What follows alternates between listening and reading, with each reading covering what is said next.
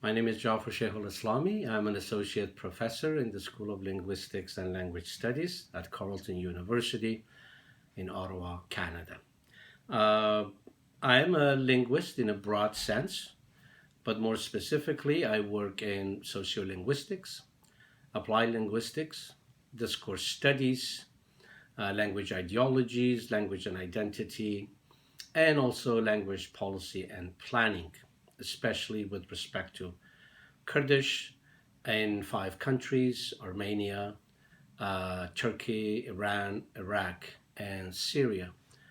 And in fact, the paper that I presented at this workshop has a lot to do with this area of research.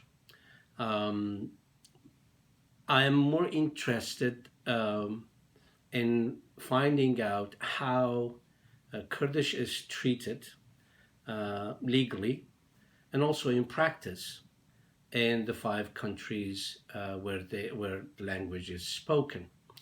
It's very interesting in the sense that Kurdish is quite diverse, like perhaps any other language, but in this case, because there is not a single unified standard Kurdish, one may consider it more interesting, more challenging, especially from a socio-linguistic perspective. So there are all these issues of language variation, language standardization, and then, of course, what makes it even more interesting is the idea that the same language has different status in different countries. For example, whereas in Armenia it's protected under the European Charter for Minority and Regional Languages, and also in Iraq it's one of the official languages of the country.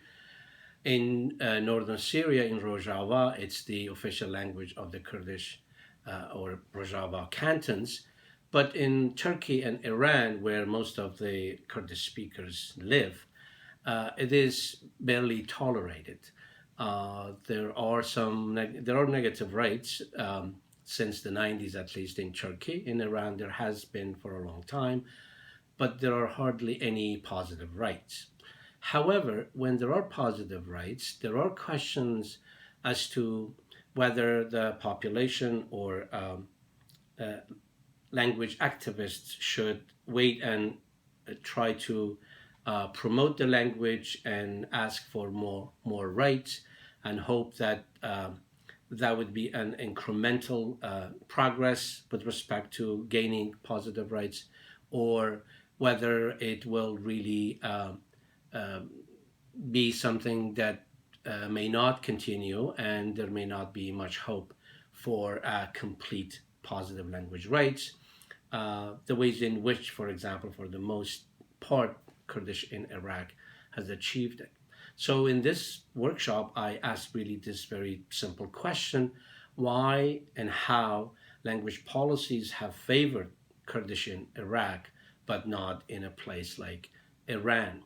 So my contribution, I would say, to this framework of state traditions and language regimes stems from the analyses that I have done, which shows that we also need to count for non-state traditions, non-state actors, because in many cases, at least in a few cases in my study, it has shown that external factors, for example, the British presence in Iraq, has made a great impact on setting a path, a tradition for respecting language rights of the minorities.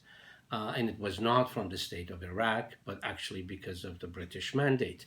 And then it's also important that in my study that it has been found, at least I have, that's my observation, that social mobilization and ethno-linguistic mobilization also needs to be taken into account more than it has been, because again, non-state actors sometimes appears to make a decisive impact, have very precise and notable impact on language policy planning and language regimes.